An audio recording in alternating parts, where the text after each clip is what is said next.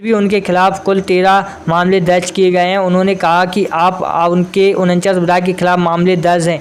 उन्होंने कहा कि सिसोदिया के खिलाफ फर्जी मुकदमे दर्ज किए गए हैं। सिसोदिया ने जांच का स्वागत किया है, लेकिन मानहानि के मामले में धमकी नहीं दी। सीबीआई ने सिसोदिया के आवास पर छापा मारा और उनके गांव में गई और उनके बैंक लॉकर की तलाशी की, लेकिन कुछ नहीं मिला।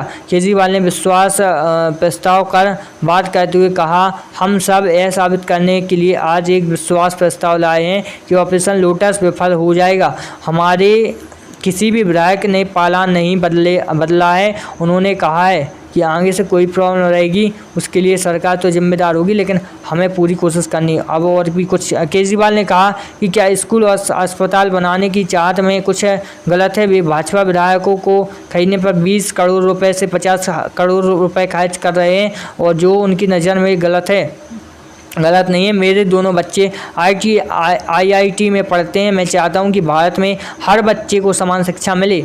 जी हाँ, और यहाँ पर इस बीच उपाध्यक्ष राखी बिरलान ने के साथ बहस के बाद भाजपा के 3 विधायक को पूरे सत्र के लिए विधानसभा के बाहर कर दिया गया। इसके तुरंत बाद भाजपा के बाकी विधायक ने वॉकआउट किया। दिल्ली विधानसभा में केजरीवाल द्वारा पेश किया गया विश्वास प्रस्ताव ध्वनि मत से पारित हो गया है। और भी कुछ चीज़ें हैं जिनको हमें देखना होगा, काफ़ी कुछ चीज़ें। हाँ, अब फिर से आ गई कनाडा की बात। कनाडा के प्रधानमंत्री जस्टिन ट्रूडो ने अपने कैबिनेट में मामूली फेरबदल की घोषणा की है। समाचार एजेंसी सिन्हुआ की रिपोर्ट के अनुसार एक बयान में प्रधानमंत्री जी ने कहा कि फिलोमेना कासी, जो सार्वजनिक सेवाओं और खरीद मंत्री थी, अब संघीय आर्थिक विकास एजेंसी के लिए जिम्मेदार मंत्री होगी। विज्ञप्ति के अनुसार उनकी जगह हेलेना जैक, जो पहले संघीय आर्थिक विकास एजेंसी के खिलाफ जिम्मेदार मंत्री थी। बयान में ट्रूडो के हवाले से कहा गया कि पारिवारिक कारणों में किसी भी तरह का दक्षिणी ओंटारियो के अधिक समय में बिताने में अनुरोध बाल में हुआ था। अब करें तो और चीज़ों के बारे में बात है, क्योंकि ऐसा लगातार कर रहे हैं सभी लोग। क्या बोलते हैं, पाकिस्तान का हाल जान लेते हो हम लोग। चलिए, पाकिस्तान में अभी क्या हाल मचा हुआ है। पाकिस्तान देश में विनाशकारी बाढ़ के बीच राहत और बचाव उपायों के IMF ने आपातकालीन ऋण लेने के विकल्पों पर विचार कर रहा है। बाढ़ प्रभावित देश को 2.5 ट्रिलियन पाकिस्तानी रुपया का अनुमानित नुकसान हुआ है। वित्त मंत्रालय के शुरुआती अनुमानों के अनुसार आपूर्ति श्रृंखला के व्यवधान के कारण औसती मुद्रास्फीति दर 26% तेजी से बढ़ सकती है। सूत्रों के अनुसार मंत्रालय ने बाढ़ के कारण होने वाले आर्थिक नुकसान का प्रारंभिक अनुमान तैयार कर लिया है। इसकी उम्मीद की स्टेट बैंक ऑफ पाकिस्तान और योजना मंत्रालय सहित अन्य हितधारकों के साथ कैबिनेट बैठक में रिपोर्ट पेश की जाएगी।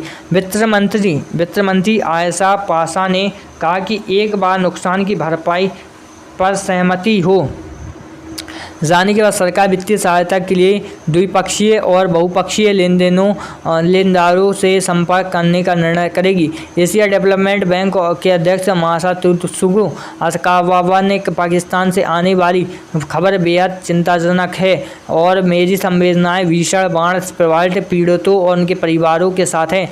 पासा के मुताबिक शुरुआती अनुमान बताते हैं कि अर्थव्यवस्था को 2 ट्रिलियन रुपया तक का नुकसान हुआ है। वित्त मंत्री मिर्ज़ा इस्माइल प्रधानमंत्री शहबाज शरीफ के बीच परामर्श के दौरान आपातकालीन बाढ़ राहत सहायता पैकेज के लिए IMF तक पहुंचने पर विचार किया गया है। वित्त मंत्रालय के एक सूत्र ने कहा, मिर्ज़ा इस्माइल ने बाढ़ से प्रबंधित बैठक में दौरान IMF के वित्त पोषण का मुद्दा उठाया, जिसमें थल सेनाध्यक्ष जनरल कमर जावेद बाजवा भी शामिल थे।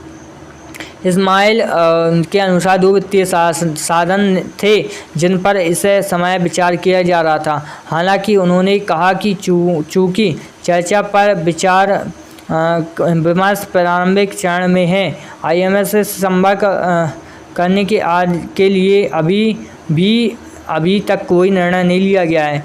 IMF ने पहली अप्रैल 2020 में देश को कोविड-19 महामारी से निपटने में मदद करने के लिए रैपिड फाइनेंसिंग इंस्ट्रूमेंट के तहत पाकिस्तान के लिए $1.4 अरब के आपातकालीन वित्त में घोषणा मंजूरी दी थी। विशेषज्ञों का कहना है कि ISMF से अप्रैल 2020 में RSFI के समान एक शर्त रखी गई थी, जिसके चलते कार्रवाई आर्थिक जो भी चीज़ें हैं वो नहीं की गई थी। अब कहते हैं अमेरिका में अगस्त में रोजगार वृद्धि। देखिए, अमेरिका में निजी कंपनियों ने अगस्त में 1,32,000 नई नौकरियां बनाई, जो श्रम बाजार में धीमी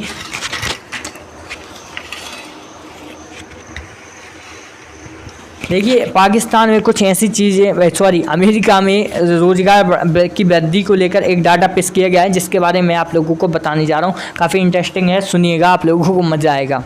देखिए, जहाँ भारत में एक तरफ रोजगार के जो अवसर हैं वो नहीं मिल रहे हैं, बल्कि रोजगार की कमी हो रही है और लोग परेशान हो रहे हैं कि भाई मुझे रोजगार चाहिए, भाई रोजगार चाहिए। लेकिन एक चीज़ देखिए, यहाँ पर कितनी बढ़िया मस्त अपडेट निकल के आ रही है, जिसके बारे में आप लोगों को बताने जा रहा हूँ। देखिए, अमेरिका में निजी कंपनियों ने अगस्त में 1,32,000 नई नौकरियाँ बनाई, जो श्रम बाजार में धीमी वृद्धि का संकेत देता है। यह जानकारी एक पेरोल डेटा कंपनी ने एक रिपोर्ट में दी है। बुधवार को स्वचालित डेटा प्रोसेसिंग ADP रिपोर्ट से पता चल गया है कि जुलाई में लगभग 2,70,000 नौकरियों के बाद अगस्त में नौकरियों की वृद्धि की दर धीमी रही। समाचार एजेंसियों ने सुनहरों में ADP के हवाले से कहा कि बड़े फर्मों में 54,000 कर्मचारी को काम पर रखा और मध्यम आकार में व्यवसायों को 53,000 को काम दिया। इसमें कहा गया कि एक छोटी कंपनी ने 25,000 कर्मचारियों को जोड़ा, लेकिन 119 कर्मचारियों वाली कंपनियों ने 47,000 नौकरियों में कटौती की। इस बीच वार्षिक वेतन में साल परिवर्तन अगस्त में 7.6% था, जो आपकी अप्रैल में 2022 के बाद मासिक वृद्धि के अनुरूप है। रिपोर्ट में दिखाया गया कि ADP के मुख्य अर्थशास्त्री नीला रिचर्डसन ने कहा कि डेटा धीमी हायरिंग की ओर से इशारा करता है। शायद कंपनियां अर्थव्यवस्था में मिल रहे अलग अलग संकेतों को समझने की कोशिश कर रही है। श्रम विभाग ने मंगलवार को कहा कि धीमी गति से नौकरी की वृद्धि के बावजूद जुलाई के अंत तक अमेरिका में रोजगार के साथ अवसरों की संख्या बढ़कर 11.2 मिलियन हो गई है, क्योंकि श्रम बाजार की आपूर्ति और मांग के बीच असंतुलन बना रहा। जुलाई की बेरोजगारी रिपोर्ट, जो इस महीने की शुरुआत में जारी की गई थी, इन्होंने दिखाया कि बेरोजगार की संख्या घटकर 5.7 मिलियन हो गई है। अब बात करते हैं और कुछ चीज़ों के बारे में। एक्चुअली हमें अभी चीज़ों पर चर्चा करनी है, अभी लगभग बहुत सारे हैं। देखिए, उत्तर प्रदेश के मुख्यमंत्री योगी आदित्यनाथ ने एक बड़े प्रशासनिक फेरबदल में 16 वरिष्ठ IAS अधिकारियों का तबादला कर दिया है। सबसे महत्वपूर्ण तबादला नवनीत सहगल का है, जिन्हें सूचना, खाद्य और MSI विभागों ने हटा दिया गया है और अब उन्हें अतिरिक्त मुख्य सचिव खेल के रूप में तैनात किया गया है। सहगल का स्थानांतरण अतिरिक्त मुख्य सचिव गृह अवनीश अवस्थी के कार्यपालन में सेवानिवृत्त होने के एक दिन बाद हुआ है। देखिए, सभी महत्वपूर्ण सूचना विभाग संजय प्रसाद को दिया गया है, कि जिसके पास गृह विभाग का प्रभार भी है। अतिरिक्त मुख्य सचिव स्वास्थ्य अमित मोहन प्रसाद को उसी क्षमता में उद्योग विभाग में स्थानांतरित कर दिया गया है, जबकि पार्थ सारथी सेन शर्मा, जो केंद्रीय प्रतिनियुक्ति से लौटे हैं, मुख्य सचिव स्वास्थ्य और चिकित्सा के रूप में पदभार ग्रहण करेंगे। अब तक राज्यपाल के अतिरिक्त मुख्य सचिव के पद पर राजभवन में पद स्थापित महेश गुप्ता को उसी पद पर विद्युत विभाग में स्थानांतरित किया गया है। कल्पना अवस्थी राज्यपाल में नई प्रमुख सचिव हैं और माध्यमिक शिक्षा विभाग में अपर मुख्य सचिव आराधना शुक्ला को आयुष विभाग ने स्थानांतरित किया है। हम बात कर लेते हैं कुछ और चीज़ों के बारे में। एक्चुअली हमें सभी पर चर्चा करनी होगी, क्योंकि लगातार देखिए, प्रधानमंत्री नरेंद्र मोदी बुधवार की देर रात गणेश चतुर्थी में मौके पर अपने कैबिनेट सहयोगी और वाणिज्य मंत्री पीयूष गोयल के आवास पर पहुंचे। मोदी जी अपने यात्रा के बाद ट्वीट किया कि गणेश चतुर्थी के शुभ अवसर पर अपने सहयोगी पीयूष गोयल जी के आवास पर कार्यक्रम में गया था। प्रधानमंत्री ने एक अन्य ट्वीट में कहा था, भगवान श्री कृष्ण का आशीर्वाद हम पर हमेशा बने रहे। क्यों बना रहे, अब तो कुछ नहीं जानते हम लोग। अब हम लोग कुछ और चीज़ों के बारे में जानते हैं। उत्तर प्रदेश के मुख्यमंत्री योगी आदित्यनाथ बुधवार को वाराणसी मंदिर पर गए और बाढ़ प्रभावित जिलों गाजीपुर, चंदौली और वाराणसी का दौरा किया। गंगा के जलस्तर में हुई बढ़ोतरी के कारण बाढ़ की चपेट में आए जिलों का सीएम ने हवाई फिर ग्राउंड जीरो पर उतरकर जायजा लिया। गाजीपुर और वाराणसी से बाढ़ प्रभावित में मुलाकात करने के साथ ही उनके कुशल क्षेम पूछी और राहत सामग्री वितरित की। मुख्यमंत्री ने बाढ़ प्रभावितों को आश्वस्त किया है कि आपदा की इस घड़ी में डबल इंजन की सरकार हर कदम पर उनके साथ है। मुख्यमंत्री योगी आदित्यनाथ ने सबसे पहले गाजीपुर जिले के बाढ़ प्रभावित क्षेत्रों का हवाई निरीक्षण किया। इसके बाद मोहम्मदाबाद स्थित शहीद इंटर कॉलेज में बनाए गए राहत शिविर में सीएम ने बाढ़ प्रभावित में राहत सामग्री का वितरण किया। कहा कि राजस्थान और मध्य प्रदेश में हुई अत्यधिक बारिश के कारण पहले चंबल, बेतवा और अन्य नदियों का जलस्तर बढ़ा। इसके बाद यमुना और गंगा का बाढ़ स्थिति उत्पन्न हुई है। इन्होंने बाढ़ प्रभावित को आश्वस्त किया है कि इस आपदा की घड़ी में सरकार आपके साथ है। सरकार युद्ध स्तर पर सहायता मुहैया कराने में जुटी हुई है। उन्होंने कहा है एक तरफ जहां बाढ़, दूसरी तरफ कम बरसात की मार झेल रहे किसानों की चिंता भी सरकार कर रही है। हमें दलहन, तिलहन और सब्जी आदि के बीज किसानों को निःशुल्क उपलब्ध कराने के लिए कृषि एवं उद्यान विभाग को निर्देशित किया गया है। मुख्यमंत्री ने जनप्रतिनिधियों को भी तत्परता के साथ बाढ़ राहत कार्य में जुटकर लोगों की सहायता के लिए कहा है। उन्होंने कहा है कि डबल इंजन की सरकार आगे बाढ़ पीड़ितों को राहत देने में कोई कोताही में बरती जाएगी। सरकार हर स्तर पर प्रभावितों के साथ खड़ी है। मुख्यमंत्री इसके बाद चंदौली जिले का हवाई दौरा किया। तत्पश्चात सीएम सीधे वाराणसी के बीच एयू स्थित हेलीपैड पर पहुंचे। वहां उन्होंने 80 घाट पहुंची और एनडीआरएफ की टीम के साथ वाराणसी के बाढ़ प्रभावित इलाकों में ग्राउंड जीरो पर निरीक्षण किया। मुख्यमंत्री ने वाराणसी के 80 नगवा सहित कई निचले इलाकों का निरीक्षण किया। इस दौरान उनके साथ कैबिनेट मंत्री सोनभद्र में निरीक्षण के बाद मुख्यमंत्री गोना का विद्यालय स्थित बाढ़ राहत शिविर पहुंचे। सीएम ने यहां विभिन्न कैमरों में सुरक्षित पहुंचाए गए बाढ़ स्थलों से मुलाकात की और उनकी कुशल क्षेम पूछी। बच्चों को टॉफी, चॉकलेट बांटी और यहां इसकी जानकारी भी ली। मुख्यमंत्री ने यहां बाढ़ प्रभावित क्षेत्रों को राहत सामग्री के पैकेट भी वितरित किए और इसके बाद सीएम योगी सीधे श्री काशी विश्वनाथ धाम पहुंचे। यहाँ उन्होंने बाबा विश्वनाथ का विधि विधान से दर्शन पूजन किया और सीएम ने धाम का निरीक्षण किया और लगातार बाढ़ प्रभावित क्षेत्रों में वह दौरा कर रहे हैं और वहाँ का जायजा ले रहे हैं। कोई भी किसी प्रकार की कोई भी प्रॉब्लम क्रिएट ना हो। अब करते हैं कुछ और चीज़ों पर बात। बहुत टाइम हो गया है एक्चुअली, अभी भी बहुत सारी चीज़ें रह गई है। देखिए अब बात करते हैं हम लोग। आयकर विभाग ने बुधवार को कहा कि उन्होंने हाल ही में कोलकाता की 2 प्रमुख रियल एस्टेट समूहों पर एक तलाशी की और जब्ती अभियान चलाया और 250 करोड़ रुपए से अधिक की बेहिसाब आय का पता लगाया। अधिकारी ने बताया कि 18 अगस्त को तलाशी अभियान के दौरान दस्तावेज और डिजिटल डाटा समेत बड़ी संख्या में आपत्तिजनक साक्ष्य जब्त किए गए थे। अधिकारी ने कहा कि आउट ऑफ बुक ट्रांजैक्शन और ऑन मनी रिसिप्ट के कई सबूत हैं। कई दस्तावेज और इलेक्ट्रॉनिक डेटा सेल कंपनियों के माध्यम से बेहिसाब ढंग से रूट शूटिंग का संकेत भी दिया। इसके अलावा तलाशी अभियान के दौरान मिले कुछ सबूत में भूमि अधिग्रहण में बेहिसाब धन के उपयोग का संकेत दे दिया है। अधिकारी ने कहा कि प्रमुख व्यक्तियों ने फर्जी निवेश की बिक्री के माध्यम से शेयर मंजूरी, शेयर प्रीमियम और असुरक्षित ऋण के रूप में बेहिसाब धन के उपयोग के लिए मुखौटा कंपनियों के उपयोग को स्वीकार किया। तलाशी के दौरान 16 बैंक लॉकर मिले हैं जिन्होंने रोककर रखा गया है।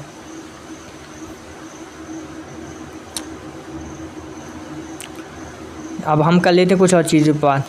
ठीक है, बॉलीवुड अभिनेत्री जैकलीन फर्नांडीज के खिलाफ धन शोषण के अधिनियम के कोई मुकदमा दर्ज किया गया है। इससे हमें क्या लेना, हमें तो कुछ और चीज़ों के बारे में जानना चाहिए, क्योंकि हमें इसलिए ऐसा करना चाहिए क्योंकि हमें काफ़ी कुछ चीज़ों के बारे में जानना है।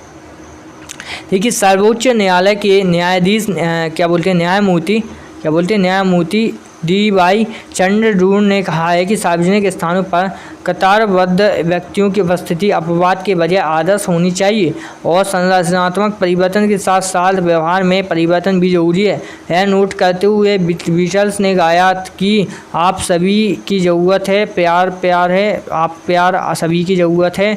न्यायमूर्ति चंद्रचूड़ ने कहा कि हर जगह संगीत प्रेमियों के पंख फड़फड़ाने की जोखिम पर मैं उनसे असहमत होने और कहने की स्वतंत्रता लेता हूं और शायद मैं हमें प्यार से कुछ ज़्यादा चाहिए। मंगलवार को ब्रिटिश उच्चायोग ने समलैंगिकता को अपराध की श्रेणी में रखने वाली धारा 370 को खत्म करने वाले ऐतिहासिक फैसले की चौथी वर्षगांठ के अवसर पर एक स्वागत समारोह का आयोजन किया था और फैसला लिखने वाले 5 न्यायाधीशों में से एक justice Chandrachud beyond notice the future of the plus movement in India पर बात की थी और उन्होंने कहा था कि संरचनात्मक परिवर्तन के साथ साथ व्यवहार में परिवर्तन भी जरूरी है। उन्होंने कहा कि समानता केवल समलैंगिकता को अपराध से मुक्त करने के साथ ही हासिल नहीं की जाती, बल्कि इसे घर, कार्यस्थल और सार्वजनिक स्थानों पर सहित जीवन के सभी क्षेत्रों में विस्तारित किया जाना चाहिए। उन्होंने कहा कि नवनिर्वाचित में लिया गया फैसला महत्वपूर्ण है, लेकिन हमें अभी लंबा रास्ता तय करना है। न्यायमूर्ति चंद्रचूड़ ने कहा कि कतारबद्ध लोगों को ऐतिहासिक रूप से सार्वजनिक स्थानों तक पहुंचने के अधिकार से वंचित किया है। उनका आनंद लेने के लिए तो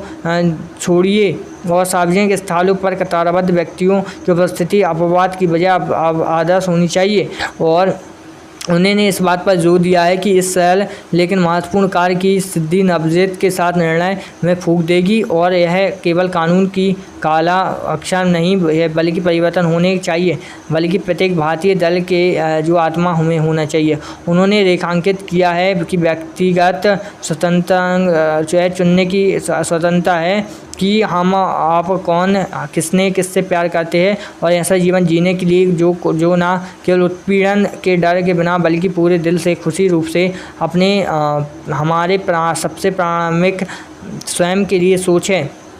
और जैसा कि हम नवनिर्वाचित में 6ठी वर्षगांठ, उन्होंने कहा कि सामान्य परंपरागत परिवारों को उन सभी कानून और सामाजिक लाभों का आनंद लेने में सक्षम होना चाहिए जो उनके अधिक पारंपरिक समकक्ष कहते हैं, चाहे वह शादी के माध्यम से हो या अन्यथा न्यायमूर्ति चंद्रचूड़ के परिवार इकाई के बारे में कुछ भी हो, लेकिन ऐसा कुछ होता है। अब बात करें थोड़े और के बारे में, क्योंकि ऐसा लगातार हम लोगों को चर्चा करनी पड़ेगी। हम लोग अब 12 मिनट और हैं तो देखते हैं। देखिए, पश्चिम बंगाल में तृणमूल कांग्रेस नेतृत्व भले ही राष्ट्रीय अपराध रिकॉर्ड ब्यूरो की ताज़ा रिपोर्ट में कोलकाता को देश के सभी महानगरों में सबसे सुरक्षित शहर का दर्जा दिए जाने का दावा कर रहा हो, लेकिन विपक्षी नेताओं और कानूनी विशेषज्ञों ने बताया कि यही रिपोर्ट पूरी पश्चिम बंगाल में महिलाओं के खिलाफ अपराधों की खतरनाक दर को भी उजागर करती है। NCRB की रिपोर्ट के अनुसार 2021 में देश भर से महिलाओं के खिलाफ एसिड हमलों की संख्या 174 थी। उन्होंने कहा कि कई बार जो राज्य के वकील ज्योतिर्थ प्रसाद खान ने कहा कि महिलाओं के खिलाफ अपराधों के समग्र परिदृश्य के संदर्भ में पश्चिम बंगाल एक अच्छी तस्वीर पेश नहीं करता। उन्होंने कहा कि उत्तर प्रदेश, राजस्थान और महाराष्ट्र के बाद महिलाओं के खिलाफ कुल अपराधों में 35,884 के मामले में पश्चिम बंगाल चौथे स्थान पर है। खान ने कहा कि महिलाओं के खिलाफ समग्र अपराधों की श्रेणी में दुष्कर्म, हत्या, दहेज हत्या, एसिड हमला, हत्या यानी काफ़ी कुछ होता है। भाजपा नेता और पश्चिम बंगाल की पार्टी के विशेष पर्यवेक्षक अमित मालवीय ने इस मुद्दे पर मुख्यमंत्री ममता बनर्जी को आड़े हाथ लेते हुए कहा कि NCB ने कहा था कि यूनिटी ब्यूरो टीम यानी काफ़ी कुछ चीज़ें हैं जो कहा गया था। आप कर लेते हैं कुछ और चीज़ों के बारे में बात, एक्चुअली थोड़ा और निकालना है समय। अब बात कर लेते हैं कुछ और चीज़ों के बारे में, लेकिन क्या बताएं, बोलते बोलते सही रहते हैं, लेकिन आप लोगों को समझाना चाहिए, न्यूज़ मीडिया कर्मी है ना।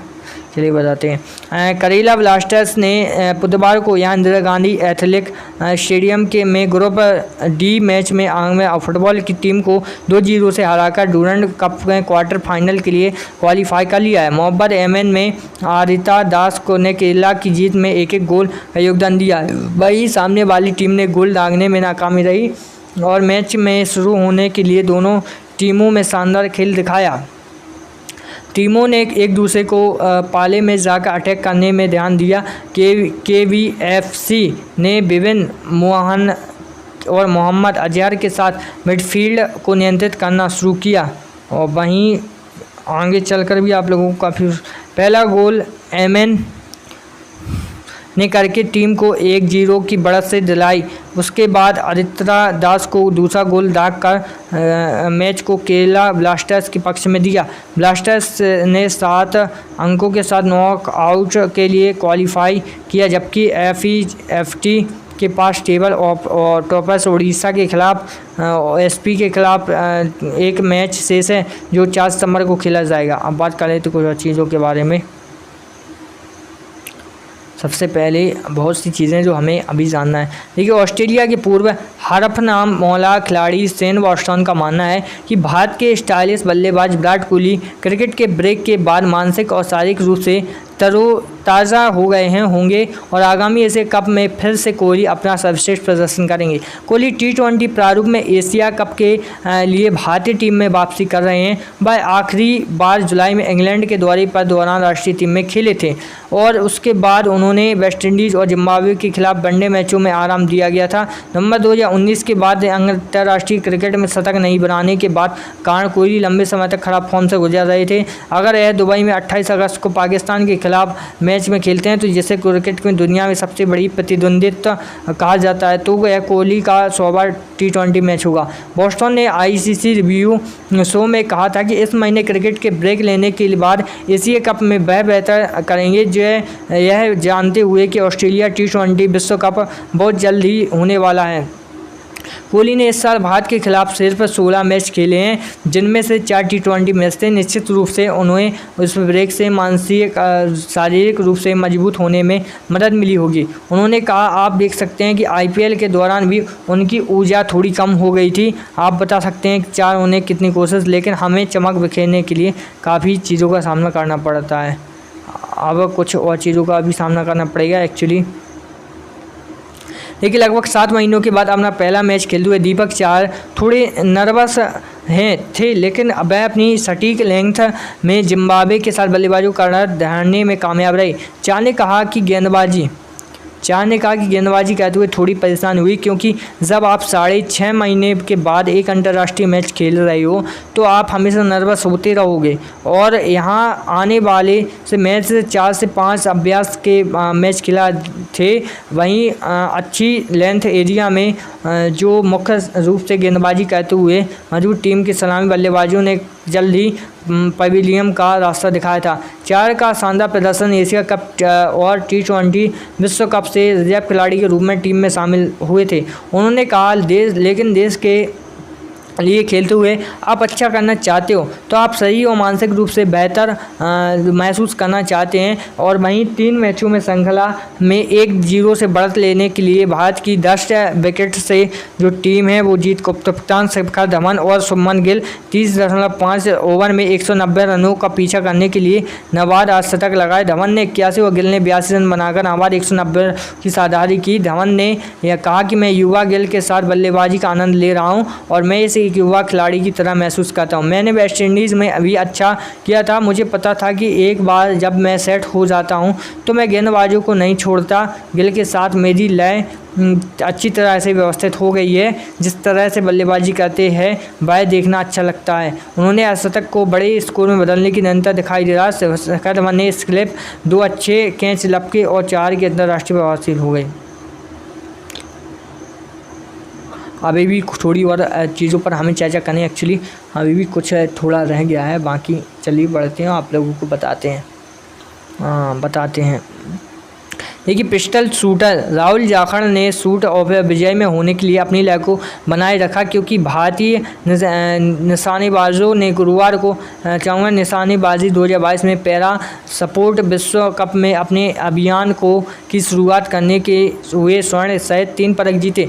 जानकारी के अनुसार 574 में 14 गुणा के स्कोर के दूसरे स्थान पर क्वालिफाई करने वाली जाखड़ ने मिश्रित 25 मीटर पिस्टल HS में फाइनल किया था। जबकि जाखड़ ने भारत में प्रारंभिक समिति से कहा था है कि अद्भुत फाइनल था। फाइनल के दौरान 2 खराबी का सामना करने के बावजूद मैं स्वर्ण जीतकर बहुत खुश हूँ। नवंबर में सभी महत्वपूर्ण विश्व चैंपियनशिप से पहले यह एक अच्छा अनुभव था। पूजा अग्रवाल ने 14 अंकों के साथ कांस्य पदक अपने नाम किया। पैरालंपिक चैंपियन आवनी लेखार में भी पहला दिन R2 महिलाओं metre air rifle standing SH एक इवेंट और में दिखाई दी। शीर्ष स्थान पर क्वालिफाई करने वाली 20 वर्षीय निशानेबाज ने दक्षिण कोरिया के 2008 के स्वर्ण पदक बीच में पीछे कुल एक स्कोर के साथ रजत पदक का दावा किया। लीजिए हेमंत क्या बोलते हैं, और भी कई सारी चीज़ें हैं, लेकिन इन सबको छोड़कर हमें कुछ और चीज़ें के बारे में जानना चाहिए। एक्चुअली देखिए, विश्व के प्रमुख केंद्रीय बैंकों ने द्वारा निर्मित ब्याज दरों में वातावरण के साथ कटौती की है। वहीं यहाँ पर आपको बताएं, तकनीकी आधार पर निफ्टी ने बुलिश कैंडल स्थिर बनाया है, जबकि निफ्टी 70,500 के ऊपर टिका हुआ था। और वहीं शक्तिशाली आधार है कि निफ्टी दैनिक चार्ट के मिडिल बेलिंगर में अद्भुत काम कर रहा है। और वहीं जानकर बेहद चौंकाने वाली लग सकती है कि एक वास्तु महारूप प्राचीन विज्ञान से जुड़ी समस्त ऊर्जाओं के संतुलन में दुनिया भर के लोगों को पहुंचाने के लिए प्रयत्नशील है। और वहीं दूसरी तरफ आप लोगों को और भी कुछ चीज़ें बताना चाहूँगा।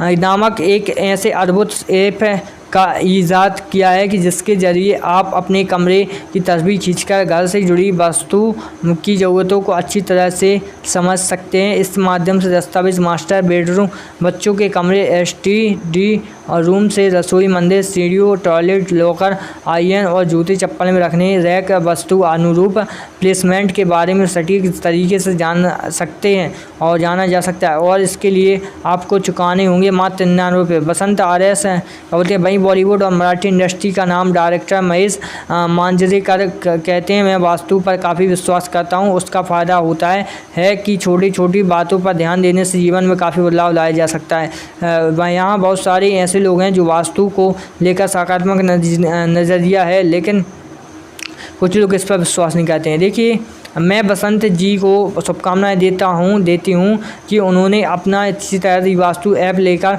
जहाँ अपने घर को कोई फ़ोटो खींचकर पोस्टर करेंगे तो वहीं बदले में आपको अपने घर की वास्तु पे हर दिशा में तरीके से बताई जाएगी और यह ऐप आपको अच्छे जिसमें सबसे ज़्यादा फायदा मिलेगा। दिव्या दत्ता ने भी वास्तु शास्त्र विशेषज्ञ अंत रिवासियात से कुछ बातें की थी। इसके अलावा टेलीविज़न स्टार हिमांशु सोनी कहते हैं, मैं वास्तु पर बहुत ज़्यादा यकीन करता हूँ और मेरे एक मित्र हैं बसंत राशि बसिया जी जो वास्तु एक्सपर्ट हैं। अब उन्होंने एक वास्तु ऐप बनाई है जिसका नाम है ही वास्तु ऐप को सभी लोग डाउनलोड करके रखना। और कहा गया था, उल्लेखनीय है कि वास्तु पृथ्वी, अग्नि, पानी, अंतरिक्ष, हवा और संबंधित ऊर्जाओं को संतुलन बनाए रखता है। आर्किटेक्चर का प्राचीन विज्ञान सकारात्मक ऊर्जा को बढ़ा देता है और नकारात्मक चीज़ों को भी पीछे छोड़ देता है। और चलिए, तो हो गई मोबाइल जितने भी जो अपडेट निकल के आई थी वह सारी बात। अब कर लेते कुछ और चीज़ों के बारे में बात। देखिए दोस्तों, सबसे पहले मैं एक चीज़ बताना चाहता हूँ आप लोगों को।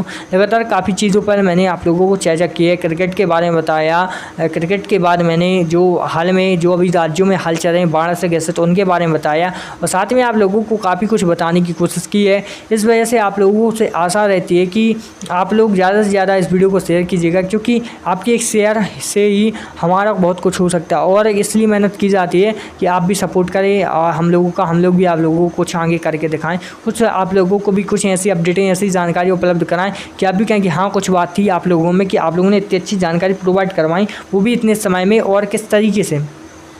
देखिए, यहाँ देश से लेकर विदेश तक की जानकारियाँ साझा की हैं। कनाडा से लेकर, पंजाब से लेकर, भारत से लेकर, ऑस्ट्रेलिया से लेकर, क्रिकेट बल्लेबाजों से लेकर, मौसम विभाग से लेकर, और जो भ्रष्टाचार से लेकर, सच्चाई से लेकर, सड़कों से लेकर, रेल से लेकर, सड़कों से लेकर, बस स्टैंड से लेकर, यानी जो आने जाने का जो चालन होता है उसके बारे में, यानी हर एक चीज़ पर हम लोग चर्चा करते हैं, आगे भी चर्चा करते रहेंगे। बाकी एक चीज़ और मैं आप लोगों के साथ कहना चाहूँगा कि आप किसी भी चीज़ पर ध्यान दें लेकिन तरीके से दें, और किसी भी टारगेट को यदि आप पूरा करना चाहते हो तो बड़ी शिद्दत और मेहनत से करें। यदि आपको कभी सफलता पानी है, यदि आपको सफलता पानी है तो पूरा काम शिद्दत से करना पड़ेगा और शिद्दत से मेहनत करनी पड़ेगी। जो भी आप काम शिद्दत से मेहनत से करते हो उसमें आप जो सफलते होते हो। बाकी रही न्यूज़ की बात, तो देखिए आप लोगों को मैंने मध्य प्रदेश की न्यूज़ बताई, उत्तर प्रदेश की न्यूज़ बताई, उत्तराखंड की न्यूज़ बताई, झारखंड की न्यूज़ बताई, राजस्थान की न्यूज़ बताई, पूरी इंडिया की बात बताई, चुनाव के जो नतीजे उसके बारे में बताया, साथ में जो अभी राजनीति का हालचाल चल रहा है मध्य प्रदेश, उत्तर प्रदेश, राजस्थान, बिहार, झारखंड, हर जगह के बारे में बताया, और विपक्ष कैसे एक दूसरे पर वार कर रहा है, बीजेपी किस तरीके से सभी को पीछे छोड़कर आगे बढ़ना चाहती है, आम आदमी पार्टी कैसे बीजेपी को गिराना चाहती है हर जगह और अपना कब्जा जमाना चाहती है। यानी सभी जो एक दूसरे पर लगातार मेहनत कर रहे हैं, प्रहार कर रहे हैं, लेकिन देखते हैं आगे क्या होता है। वैसे आपको क्या लगता है वो तो मुझे कमेंट में जरूर बताना। जहाँ लेकिन मैं आप लोगों से एक मेन चीज़ कहना चाहता हूँ कि आने वाले वक्त में काफ़ी कुछ जो चीज़ें हैं वो आप लोगों के साथ शेयर की जाएंगी। आप लोगों को भी लगेगा यहाँ आपने काफ़ी कुछ बताया जिससे हमें कुछ ना कुछ प्रॉफिट मिला है। ऐसा नहीं है कि हमारी वीडियो से कुछ प्रॉफिट नहीं हुआ, आपको हमारी वीडियो से बहुत ज़्यादा ही प्रॉफिट मिलेगा। अब क्या होगा, कैसे मिलेगा, बस सारी जानकारी भी आगे उपलब्ध हो रहा कराती जाएंगी। तो मिलते हैं कभी नेक्स्ट वीडियो में, और बाकी ठीक है। हेलो दोस्तों, नमस्कार। तो एक नई वीडियो में आप सभी का स्वागत है। तो आज फाइनली हम लोग काफ़ी चीज़ों पर चर्चा करेंगे, क्योंकि जैसा कि यह न्यूज़ कैटेगरी का चैनल है तो इसमें मैं काफ़ी मुद्दों पर चर्चा करता रहता हूं। तो आज भी वही सारे मुद्दे रहने वाले हैं। तो वीडियो काफ़ी इंटरेस्टिंग होने के साथ यूज़फुल रहेगी आप सभी के लिए। आप सभी यदि भारत से बिलोंग करते हैं, यानी भारत के नागरिक हो, आप किसी भी राज्य से बिलोंग करते हैं, तो यह वीडियो आप सभी के लिए काफ़ी इंपॉर्टेंट है। इसलिए आप लोगों को इस वीडियो में कंटिन्यू बना रहना है, कहीं भी स्किप ना करना है और इस वीडियो को पूरा वॉच करना है। चलिए बढ़ते हैं, आप लोगों को बताते हैं। देखिए सबसे पहले मैं एक चीज़ आप लोगों को बताना चाहूँगा। पंजाब विधानसभा के अध्यक्ष कुलतार सिंह संधवान ने कनाडा में रह रहे NRI पंजाबियों से राज्य के विकास में योगदान देने की अपील की है।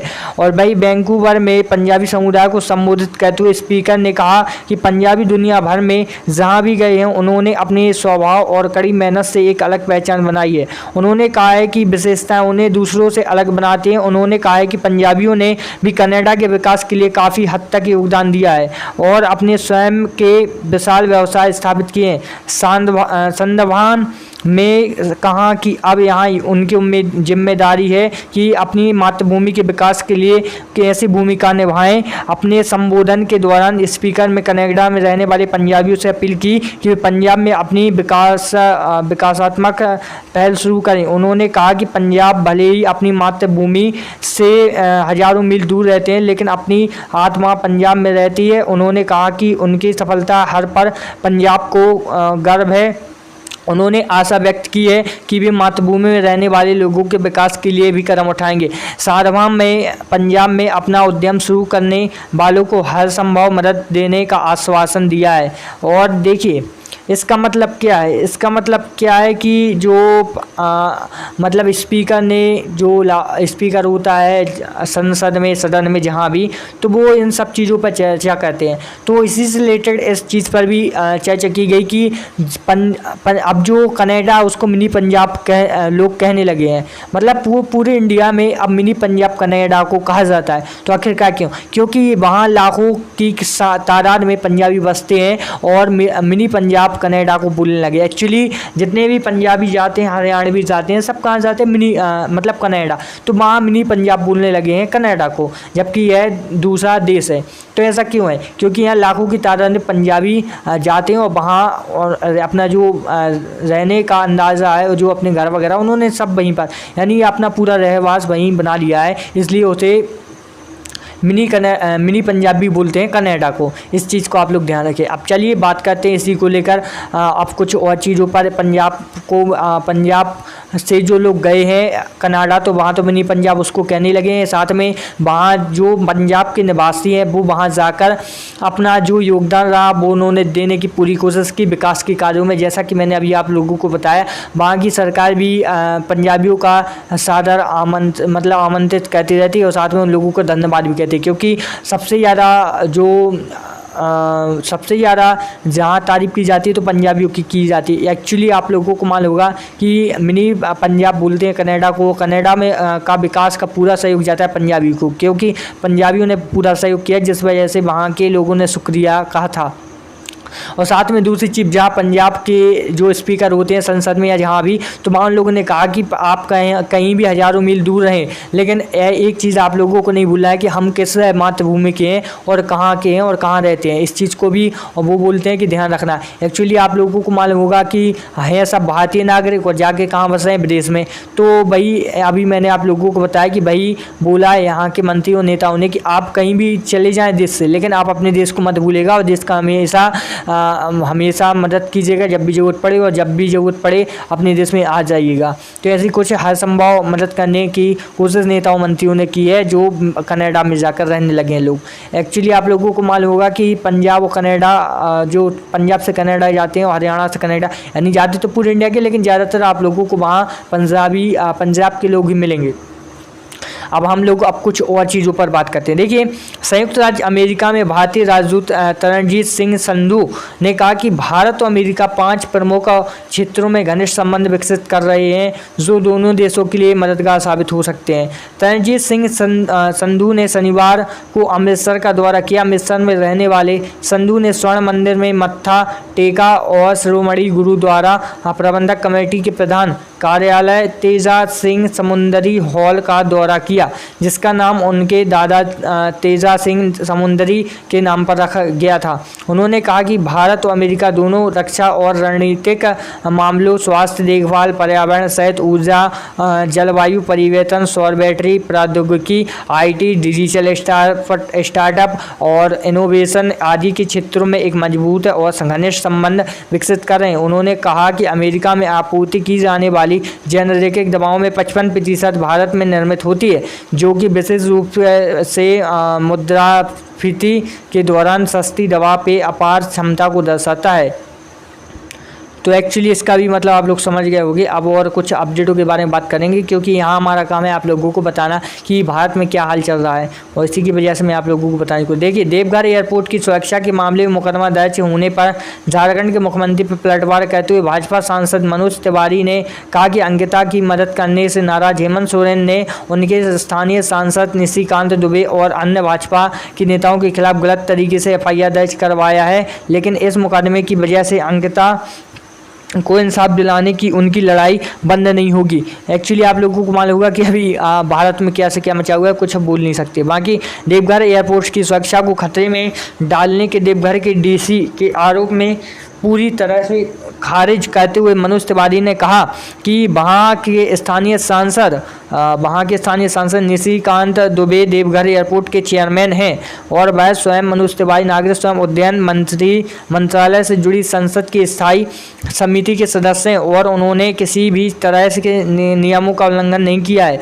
उन्होंने आगे कहा कि देवघर एयरपोर्ट में नाइट लैंडिंग का मामला कोर्ट में चल रहा है। झारखंड सरकार ने इस संबंध में कोर्ट में एक हलफनामा दिया है जो गलत है, और इस संबंध में देवघर एयरपोर्ट के चेयरमैन होने वाले नाते निशिकांत दुबे एयरपोर्ट मैनेजर से जानकारी लेने के लिए कुछ देर रुके थे। देवघर के DC पर कानून एवं नियमों का उल्लंघन का आरोप लगाते हुए तिवारी ने कहा कि रजिस्ट्रेट एरिया में जाकर CCTV फुटेज कैसे निकाला जा सकता है। इस मामले में 14 साल की सजा का प्रावधान है।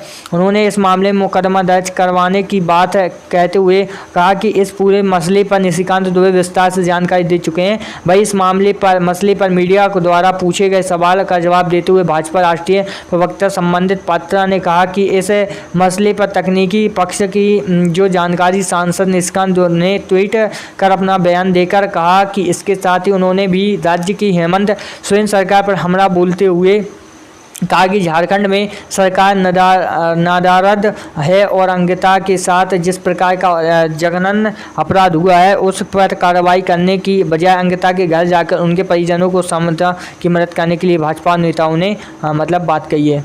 अब बात कर लेते हैं हम लोग राजनीति को लेकर। एक्चुअली क्या है कि अभी भारत देश में कई राज्य ऐसे जहाँ पर विधानसभा और लोकसभा के चुनाव होने हैं और BJP और कांग्रेस के साथ अन्य जो विपक्षी दल हैं, जैसे पार्टियां माने तो जैसे आम आदमी पार्टी और भी कई सारी पार्टियां जो एक दूसरे के विपक्ष में है और लगातार चुनाव जीतने की हर संभव कोशिश की जा रही है, चाहे वो किसी भी योजनाओं से रिलेटेड हो या कुछ भी हो। चलिए अब बात कर लेते हैं और कुछ की। तो देखिए, हिमाचल प्रदेश में होने वाले विधानसभा चुनावों में से पहले ही कांग्रेस ताश के पत्तों की तरह बिखरने लगी है। हाँ, एक चीज़ को आप ध्यान रखना, हिमाचल प्रदेश में होने वाले विधानसभा चुनावों में पहले ही कांग्रेस ताश के पत्तों की तरह बिखरने लगी है। भाजपा के प्रदेश अध्यक्ष सुरेश कश्यप ने कहा कि हिमाचल में कांग्रेस की हालत हो गई है कि उसका कोई संगठन ही नहीं बचा है। यही कारण है कि हर कोई विधायक बनने का सपना देख रहा है, अपना ही पार्टी की जड़ें खोदने में लगा हुआ है। कश्यप ने कहा कि हालांकि लोकतंत्र में सभी को चुनाव लड़ने का अधिकार होता है, लेकिन कांग्रेस में अजीब तरह की होड़ मची हुई है। बीते दिन ही बिलासपुर के पूर्व विधायक बंबर ठाकुर के खिलाफ बिलासपुर में कांग्रेस नेता ने ही मोर्चा खोल दिया है। पूर्व विधायक तिलक राम और जिला बिलासपुर कांग्रेस प्रवक्ता संदीप संख्यांग ने बंबर ठाकुर पर विधायक रहते भ्रष्टाचार का आरोप लगाया और सीबीआई जांच की भी मांग की है। यह हालत उस कांग्रेस की है जिसकी प्रदेश अध्यक्ष प्रतिभा सिंह कहती है कि भाजपा के खिलाफ चार्जशीट लाएंगे, लेकिन आलम यह है कि कांग्रेसी नेता ही एक दूसरे के खिलाफ चार्जशीट लाने में व्यस्त हैं। भाजपा के प्रदेश अध्यक्ष ने कहा कि चुनाव नज़दीक आते ही कांग्रेस ने हिमाचल की जनता के सामने 10 गारंटियां पेश की और ये गारंटियां हिमाचल प्रदेश के किसी नेता ने बल्कि छत्तीसगढ़ के मुख्यमंत्री भूपेश बघेल ने की। यह दिखाता है कि कांग्रेस के पास हिमाचल में एक भी चेहरा ऐसा नहीं है जिस पर जनता भरोसा कर सके और जो खुद को नेता समझते हैं उनमें एक दूसरे के पीछे ढकेलने ही की होड़ मची है। इसलिए उसे हिमाचल के चुनावों में घोषणाएं करवाने के लिए दूसरे राज्य के मुख्यमंत्री को बार बार बुलाना पड़ रहा है। कांग्रेस में अनुशासनहीनता की स्थिति यह है कि कोई प्रदेश अध्यक्ष तक नहीं सुनता। वहीं प्रतिभा सिंह प्रतिपक्ष मुकेश अग्निहोत्री, विधायक सुखविंदर सिंह और सुक्खू और क्या बोलते हैं होली और सिटिंग विधायक तक पार्टी छोड़ आज भारतीय जनता पार्टी में आ रहे हैं। यह दिखाता है कि देश के अन्य राज्यों की तरह अब हिमाचल भी कांग्रेस मुक्त होने जा रहा है। वहीं आईएएस क्या बोलते हैं, अब सभी प्रकार का सब चीज़ें होता है। हमें तो क्या करना, हमें तो सारी चीज़ों को जानना है, समझना है। विश्व के प्रमुख केंद्रीय बैंकों के द्वारा निर्मित बढ़ती ब्याज दरों के वातावरण तथा बढ़ती मुद्रास्फीति के पश्चात भी दलाल स्ट्रीट में आज बढ़त रही। इस माह में भारतीय शेयर बाजार में अन्य शेयर बाजारों की तुलना में सबसे अच्छा प्रदर्शन किया है एवं इसमें बैंक निफ्टी और की कई महीनों की नई ऊंचाई का महत्वपूर्ण योगदान रहा है। अच्छी जीडीपी, अच्छी वृद्धि दर और जीएसटी संग्रह तथा शक्तिशाली पीएमआई आंकड़े ने भी मार्केट में तेजी की स्थिति को बल प्रदान दिया है। आज जैसा कि देश का शेयर बाजार बढ़ता बंद हुआ है, वहीं शेयर बाजार की क्यों हम बात कर रहे हैं, हमें तो कुछ और चीज़ों की बात करना है एक्चुअली है, तो हम लोग बात करते ही रहते हैं। आप कुछ डेमो के बारे में बात करना चाहते हैं। देखिए, ज्ञान एवं मोक्ष की भूमि, धार्मिक एवं पर्यटन की दृष्टि से महत्वपूर्ण शहर गया में हर वर्ष लाखों हिंदू, बौद्ध एवं जैन श्रद्धालु आते हैं। इनमें बड़ी संख्या उन श्रद्धालुओं की होती है जो अपने पितरों एवं मोक्ष दिलाने की कामना के साथ पिंडपान, स्नान एवं तर्पण के लिए यहाँ पूछते हैं। विश्व प्रसिद्ध विष्णुपद मंदिर के निकट मोक्षदायिनी फल्गु नदी में सतही जल का प्रवाह बरसात के कुछ भाग को छोड़कर शेष दिनों में नगण्य होने के कारण देश विदेश से आने वाले श्रद्धालुओं को काफ़ी परेशानी होती थी और वहीं इसके समाधान के लिए विष्णुपद मंदिर के पास फल्गु नदी में सलूमर जल उपलब्ध कराने के लिए बिहार सरकार ने राज्य के पहले रबर डैम का निर्माण कराया है। इसका शिलान्यास मुख्यमंत्री ने पिछले 22 सितंबर को किया था। बिहार के जल संसाधन मंत्री संजय कुमार झा ने बताया कि नवनिर्मित रबर डैम अब लोकार्पण के लिए तैयार हैं। उन्होंने बताया कि मुख्यमंत्री नीतीश कुमार 8 सितंबर को रबर डैम का उद्घाटन कर जनता को समर्पित करेंगे। पौराणिक कथाओं के मुताबिक गया जी की तीर्थ एवं स्वयं भगवान श्री राम अपने परिवार के साथ पिता के निमित्त पिंडदान के लिए आए थे, जहां कहा जाता है कि इस दौरान माता सीता से मिले श्राप के कारण फल्गु में सतही जल का प्रवाह नगण्य हो जाएगा। लेकिन अब रबर डैम के निर्माण से विष्णुपद मंदिर के पास फल्गु नदी में सलूबर जल उपलब्ध रहेगा। झा ने बताया कि बिहार में पहली बार परंपरागत कंक्रीट डैम के साथ निर्माण कराया जाएगा, जिसका पर्यावरण पर कोई प्रतिकूल प्रभाव नहीं पड़ेगा। योजना की पूरी तरह रूपरेखा ITI रूढ़ी विशेषज्ञों द्वारा स्थल निरीक्षण के उपरांत दी गए परामर्श को ध्यान में रखते हुए तैयारी की गई थी। योजना के तहत मंदिर के 300 मीटर निम्न प्रवाह में फल्गु नदी की बाएं तट पर 411 मीटर लंबा 95.5 मीटर चौड़ा और 3 मीटर ऊंचा रबर डैम का निर्माण कराया गया। इसमें फल्गु नदी के सतही एवं उपसतही का जल प्रवाह को रोककर जल का संचयन किया गया है और पानी के समय समय पर प्रतिस्थापन के लिए बोरवेल की स्थापना भी की गई है। वहीं सतही जल के प्रवाह को रोकने के लिए 1031 मीटर लंबाई में सीट पाइल और 300 मीटर में ड्राम बॉल का प्रावधान किया गया है। इसके साथ ही जल संसाधन विभाग द्वारा फल्गु नदी के दूसरे किनारे दाएं तट पर स्थित सीताकुंड की तरफ श्रद्धालुओं के पैदल जाने के लिए 411 मीटर लंबे स्टील ब्रिज का निर्माण और फल्गु में बाएं तट की तरफ एक जबकि दाएं तट की तरफ 2 घाटों का निर्माण भी कराया जाता है। जहाँ ने कहा कि पवित्र सीताकुंड छोड़िए, सब हमें कुछ और चीज़ों पर अब जो है बात करनी चाहिए। एक्चुअली हमें राजनीति से रिलेटेड बात करनी चाहिए, हमें और सब चीज़ों से क्या लेना है। देखिए, जम्मू कश्मीर परिसीमन आयोग का गठन 6 मार्च 2020 को किया गया था और इसमें अपना अंतिम आदेश 5 मई 2022 को पारित किया गया था। आयोग को 2011 की जनगणना के आधार पर और जम्मू कश्मीर पुनर्गठन अधिनियम 2019 के भाग 5 के प्रावधानों और परिसीमन के प्रावधानों के अनुसार केंद्र शासित प्रदेश में विधानसभा और संसदीय निर्वाचन क्षेत्रों के परिसीमन का काम सौंपा गया था। आयोग की अध्यक्षता सुप्रीम कोर्ट के सेवानिवृत्त न्यायाधीश न्यूनतम रंजना प्रकाश को देसाई, मुख्य सचिव चुनाव आयुक्त सुशील चंद्रा और जम्मू कश्मीर का चुनाव आयुक्त के शर्मा ने की थी।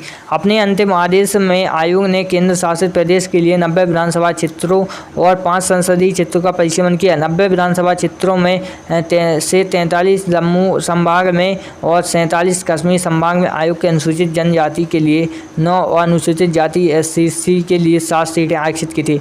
पहली बार ST को आरक्षण दिया गया। अंतिम आदेश कम से कम 2 सदस्यों को प्रदान करता है। उनमें से एक विधानसभा में कश्मीर प्रवासियों के समुदाय से एक महिला होनी चाहिए और पुडुचेरी की विधानसभा के मनोनीत सदस्यों के समान शक्ति दी जानी चाहिए।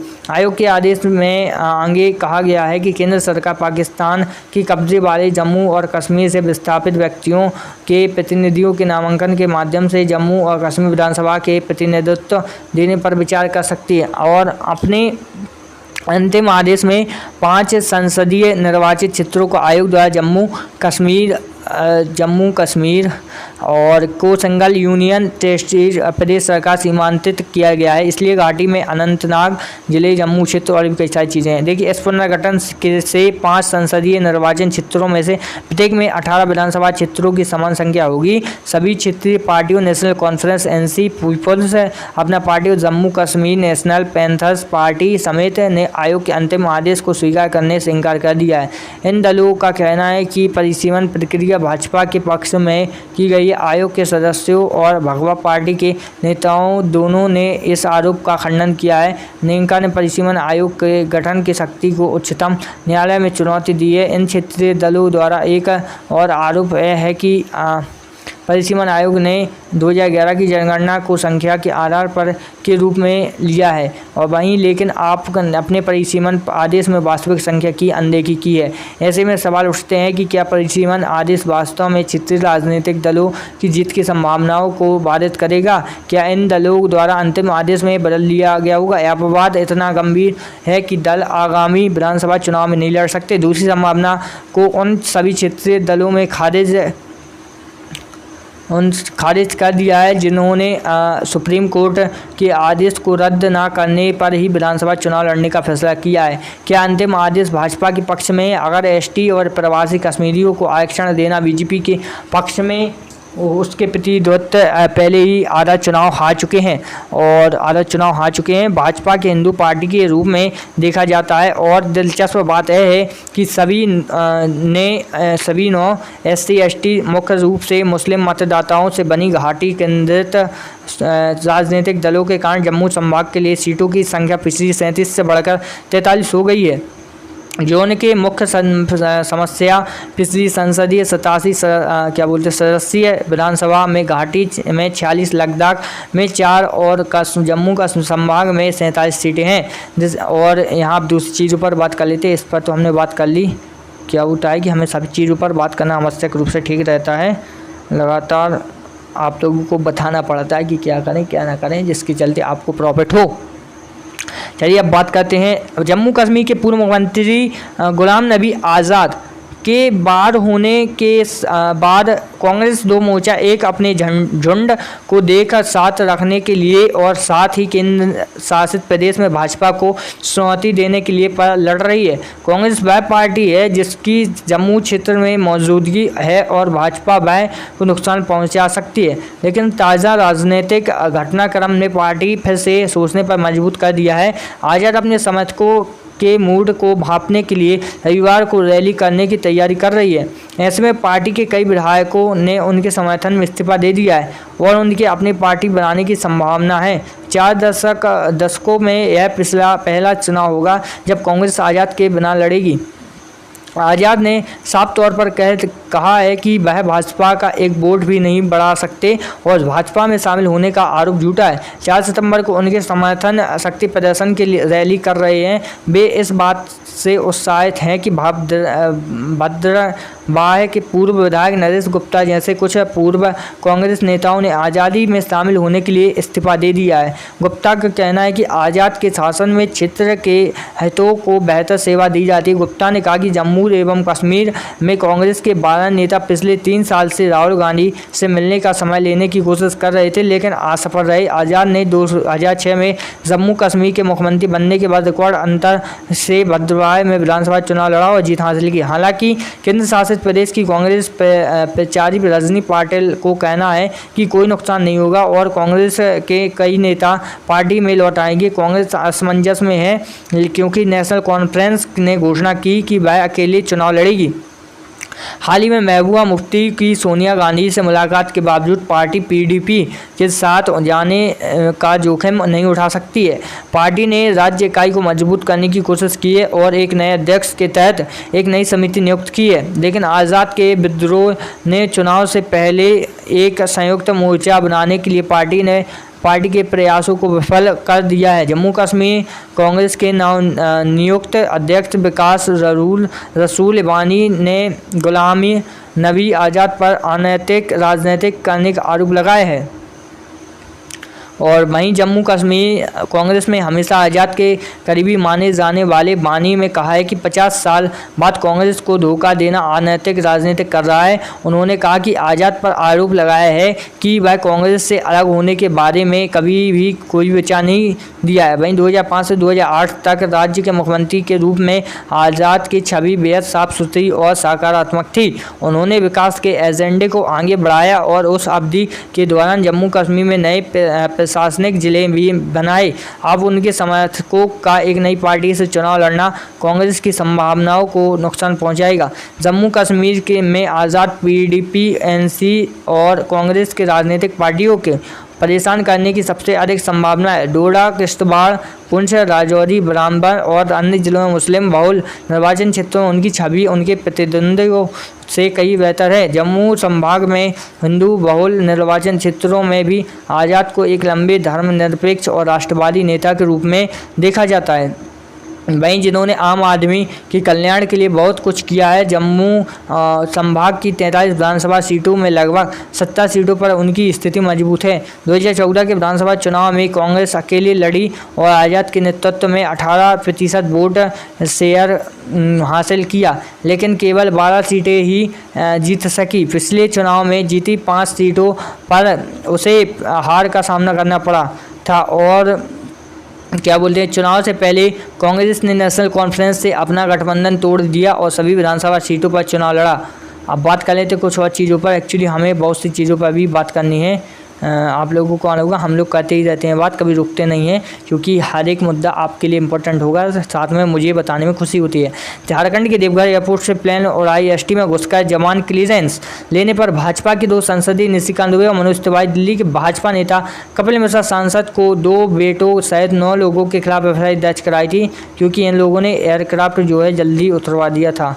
अब बात करते हैं और कुछ के बारे में, बिहार के बारे में, नीतीश कुमार के बारे में। भाजपा से अलग होकर लालू प्रसाद की पार्टी राजद से मिलकर महागठबंधन की सरकार बनाने में के बाद नीतीश कुमार ने भाजपा के खिलाफ मोर्चा खोल लिया है और रखा है। 2024 के लोकसभा चुनाव में नरेंद्र मोदी और भाजपा को हराने के लिए नीतीश कुमार लगातार सभी विपक्षी दलों के एक साथ आने की वकालत कर रहे हैं। हाल ही में तेलंगाना के मुख्यमंत्री के चंद्रशेखर राव से पटना में मुलाकात के दौरान नीतीश कुमार ने भाजपा मुक्त भारत बनाने यानी 2024 में दिल्ली की गद्दी से नरेंद्र मोदी को हटाने के अभियान की बात कही थी। नीतीश कुमार के भाजपा मुक्त भारत के जवाब में भाजपा ने भी जदयू मुक्त बिहार बनाने में बात कही है। और हालांकि इसके साथ ही नीतीश कुमार राजद एवं अन्य दलों के महागठबंधन पर कटाक्ष करते हुए भाजपा नेता एवं बिहार के उप मुख्यमंत्री रह चुके सुशील मोदी ने यह भी कहा है कि नीतीश के सहयोगी लालू यादव भी बिहार को जदयू मुक्त कर देंगे। मणिपुर में जदयू विधायकों में भाजपा में शामिल होने से गदगद सुशील मोदी ने नीतीश कुमार पर जवाबी हमला बोलते हुए ट्वीट कर कहा, अरुणाचल प्रदेश के बाद मणिपुर में भी जदयू मुक्त, बहुत जल्द लालू जी बिहार को भी जदयू मुक्त कर देंगे।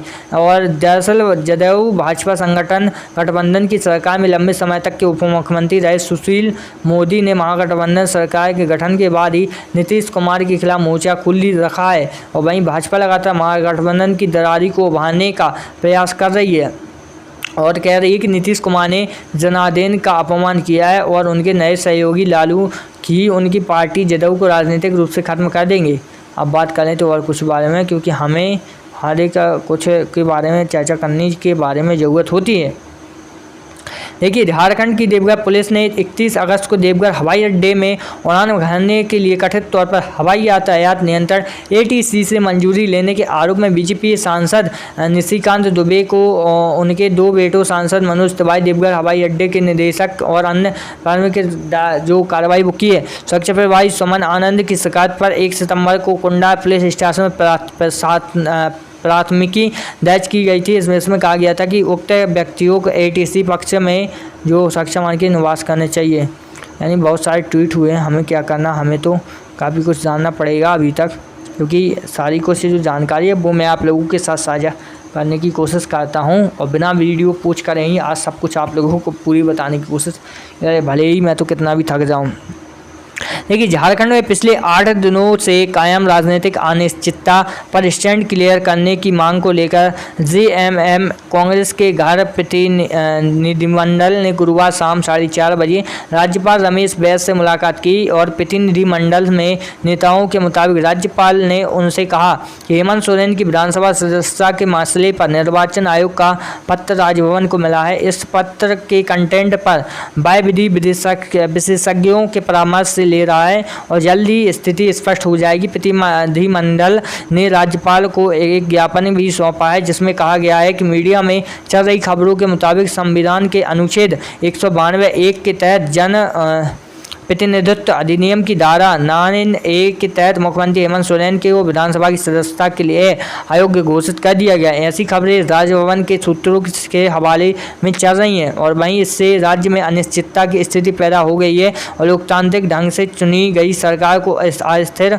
करने के लिए राजनीतिक द्वेष को प्रोत्साहन मिल रहा है। इसलिए वह राजभवन को स्पष्टीकरण स्पष्ट करने का आग्रह कर रहे हैं। ज्ञापन में यह भी कहा गया है कि अगर विधानसभा की सदस्यता के लिए मुख्यमंत्री की अयोग्यता सामने भी आती है तो सरकार पर कोई इसका प्रभाव नहीं पड़ेगा, क्योंकि कांग्रेस RJD निर्दलीय गठबंधन को कभी भी राज्य विधानसभा प्रचंड बहुमत प्राप्त है।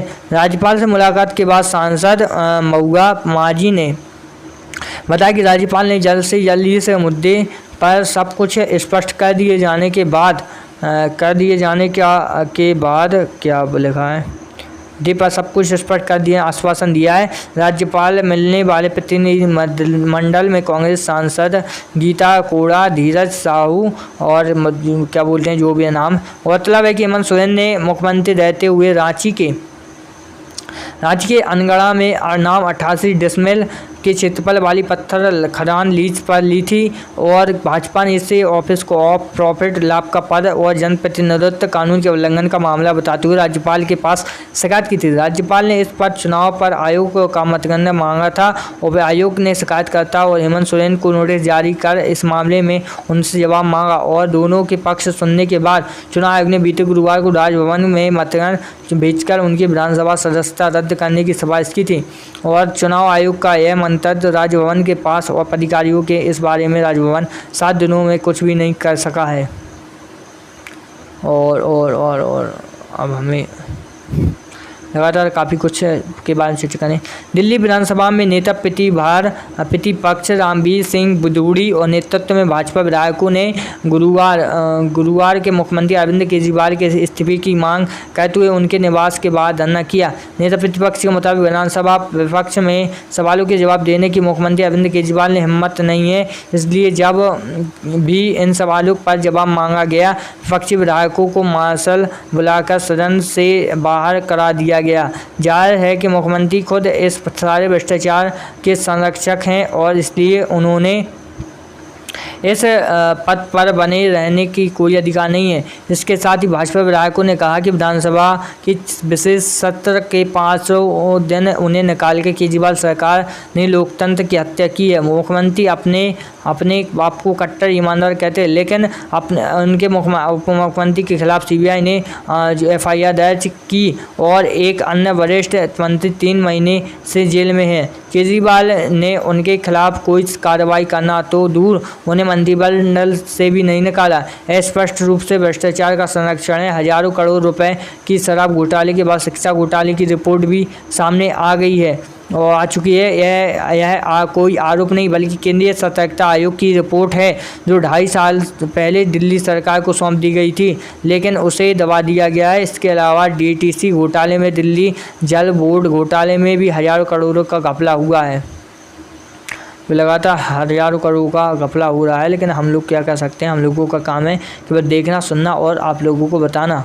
अब चलिए अब बात करते हैं इसके बाद। दिल्ली को मुख्यमंत्री अरविंद केजरीवाल ने गुरुवार को कहा कि उनके डिप्टी मनीष सिसोदिया के आवास पर CBI की छापेमारी के बाद से आम आदमी पार्टी का वोट शेयर 4% बढ़ गया है। केजरीवाल ने विश्वास प्रस्ताव पर विधानसभा को संबोधित करते हुए कहा कि मनीष सिसोदिया पर छापेमारी के बाद गुजरात में आपका वोट शेयर 4% बढ़ा है। गिरफ्तारी के बाद यह 6% तक पहुंच जाएगा। उप मुख्यमंत्री केजरीवाल ने सिसोदिया का बचाव करते हुए कहा कि जांच एजेंसी जानती है कि वह निर्दोष है।